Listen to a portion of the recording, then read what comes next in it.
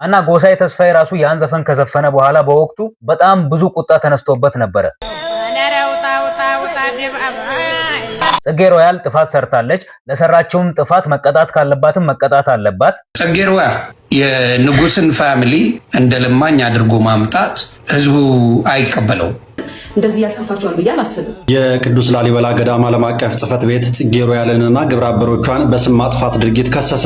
ሰሞኑን እንግዲህ አንዲት ጽጌ ሮያል የተባለች ቲክቶከር የሆነ ቪዲዮ ሰርታ የራሷ ቲክቶክ ላይ ፖስት አድርጋ ነበረ እና ያ ቪዲዮ በጣም ብዙ ሰዎች ጋር ደርሶ ብዙ እይታዎችን አግኝቶ ብዙ ሰዎች እንደወደዱት እየተናገሩ ነበረ። በዛው ልክ ደግሞ ጽጌ ሮያል የሰራችውን ቪዲዮ አይተው ብዙ ሰዎች ተቆጥተዋል። ጽጌ ሮያል የሰራችው ስራ በምንም አይነት ተቀባይነት እንደሌለው እናም ጽጌ ሮያል ያን ቪዲዮ አጥፍታ ህዝቡንም ይቅርታ መጠየቅ እንዳለባት እየተናገሩ ነበር። ለመሆኑ ጽጌ ሮያል ምን አይነት ቪዲዮ ብትሰራ ነው እንዲህ አይነት ውዝግብ የተነሳው? ቲክቶከሯ ከፍተኛ ትችት ገጥሟታል። የተቸችበት ምክንያት ምንድነው? ፎሎ ያደረጋችሁ ጠብቁኝ ልንገራችሁ። ሁሉን አወድሳ ሞካሽታ ኖሪ አንጀቴን በላችሁ ያቺ ጾም አዳሪ ጥሩልኝ ላሊበላዋን የሚለው የጎሳዬ ተስፋዬን ሙዚቃ ጽጌ ሮያል የተባለችው ቲክቶከር ሰሞኑን ክሊፕ ሰርታ ቲክቶክ ላይ ፖስት በማለቷ ላሊበላ የቅዱሱ የንጉሱ ሀገር እንጂ በፍጹም የራብና የጾም አዳሪ አገር አይደለም፣ እንዲያውም የኢትዮጵያ የታሪክና የታላቅነት ምልክት ያለበት ትልቅ አገርና ትልቅ ሕዝብ ነው ሲሉ ብዙዎች ይደመጣሉ። አንዳንዶቹም ጽጌ ያጠፋችው የለም ከተከሰሰም ጎሳዬ ዘፈኑን የዘፈነው መከሰስ አለበት ይላሉ። ክሊፑን ተመልከቱትና ማን ነው ጥፋተኛ ትላላችሁ ወይስ ዘፈኑ ችግር የለውም ብላችሁ ታስባላችሁ? ሐሳባችሁን ኮሜንት ላይ አስቀምጡልኝ። ክሊፑን ከዚህ ቀጥሎ አሳያችኋለሁ። ነገር ግን ከዛ በፊት እነማን ምን አሉ የሚለውን ነገር እናያለን። አንዳንድ ሰዎች ጽጌ ሮያል ጥፋት ሰርታለች፣ ምናልባት ጥፋቱን የሰራችው በስህተት ከሆነ ሳታውቅም ከሆነ ይቅርታ ጠይቃ ያን ቪዲዮ ከራሷ ቲክቶክ አካውንት ላይ ማጥፋት አለባት ይላሉ። ይቅርታ ጠይቀሽ ቪዲዮ ናት። ክሊፑ የተከለከለ ነበረ። ምንድነው ጎሳዬ ራሱ በዚህ ነገር ላይ ይቅርታ ጠይቆ ምን አድርጓል? ይሄ የንጉስ ላሊበላ እንደማይገልጽ የንጉስ ፋሚሊ እንጂ የለማኝ ፋሚሊ እንዳልሆነ ተነግሮት አስረድተውት ምን አድርጓል? ያን ነገርን ምን አድርጓል? ይህን ስራ ይቅርታ ብሎ ሰርቷል ማለት ነው። እንደ ለማኝ አድርጎ ክሊፕ መስራት ምን ያስደርጋል ማለት ነው? ወቀሳ ያመጣል ከህዝቡ ማለት ነው። ጽጌ ሮያል የንጉስን ፋሚሊ እንደ ለማኝ አድርጎ ማምጣት ህዝቡ አይቀበለው። ስለዚህ አንቺ ህዝብ እንዳይልሽ አይደል ቪዲዮ የምትሰሪው? ምንድነው ምናልባት በሚስቴክ በስህተት ከሆነ የሰራሽው ይቅርታ ጠይቀሽ ቪዲዮ ናት። ስህተት ሲኖር ቶሎ ብሎ ማስተካከል።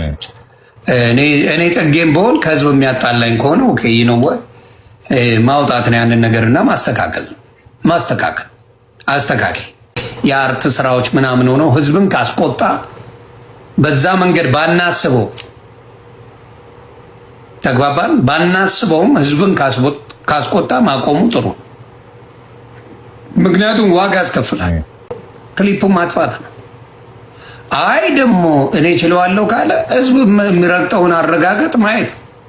ከህዝብ መጋጨት በጣም ከባድ፣ እኔ ስለማውቀው ማለት ከህዝብ መጣላት በጣም ከባድ ነገር በጣም እና ጎሳዬ ተስፋዬ ራሱ ያን ዘፈን ከዘፈነ በኋላ በወቅቱ በጣም ብዙ ቁጣ ተነስቶበት ነበረ። እናም ክሊፕም እንዳይሰራ ተከልክሎ ነበረ።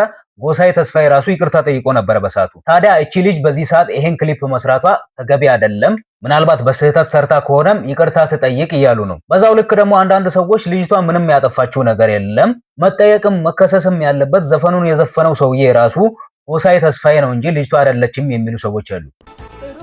አልበሙ ላይ ሲዲው ላይ ይሄ ዘፈን የለም። ኦፍኮርስ ለምትሉት ነገር ግራ ስለምታጋቡ ሊሏችሁ ይችላሉ። ከሲዲው ላይ ሰርዙታል፣ ከካሴቱ ላይ አጥፍቶታል።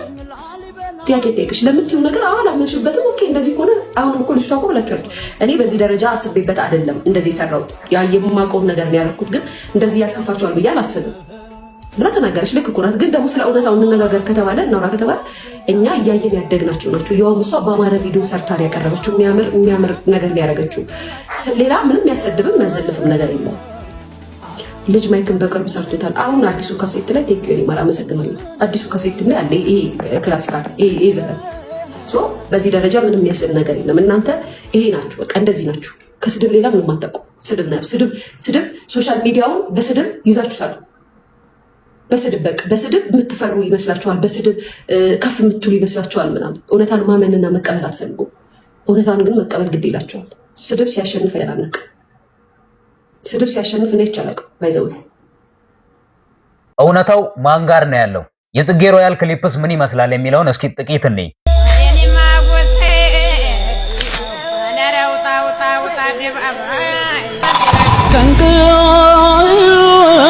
ከስክሷ አንጀቴን አላው ሆዴን እየበላ የድምጿ ወለለ ሩደኝ ላሊበላዋም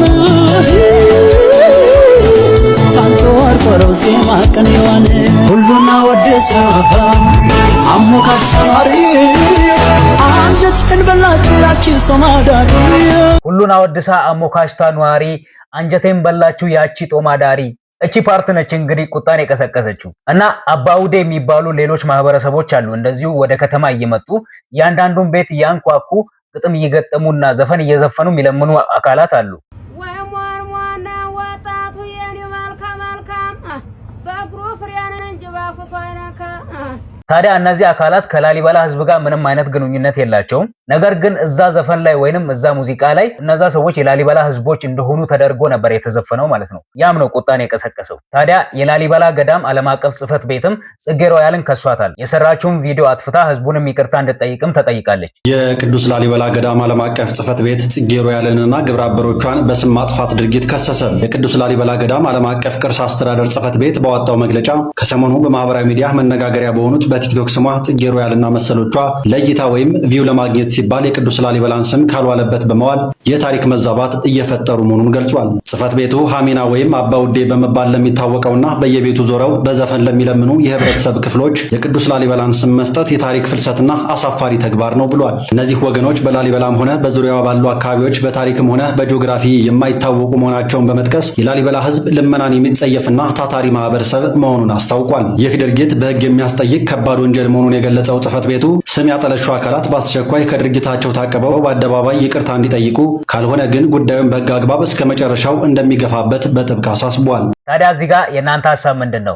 ጽጌ ሮያል ጥፋት ሰርታለች። ለሰራችውም ጥፋት መቀጣት ካለባትም መቀጣት አለባት፣ ህዝቡን ይቅርታ መጠየቅም ካለባት ይቅርታ መጠየቅ አለባት ብላችሁ ታስባላችሁ? ወይንስ ጽጌ ሮያል ምንም አይነት ጥፋት አልሰራችም፣ መጠየቅና መከሰስም ካለበት ዘፈኑን የዘፈነው አካል ወይንም ጎሳዬ ተስፋዬ ራሱ ነው እንጂ እሷ አይደለችም ብላችሁ ታስባላችሁ? እስኪ ሀሳባችሁን ኮሜንት ላይ ንገሩኝ።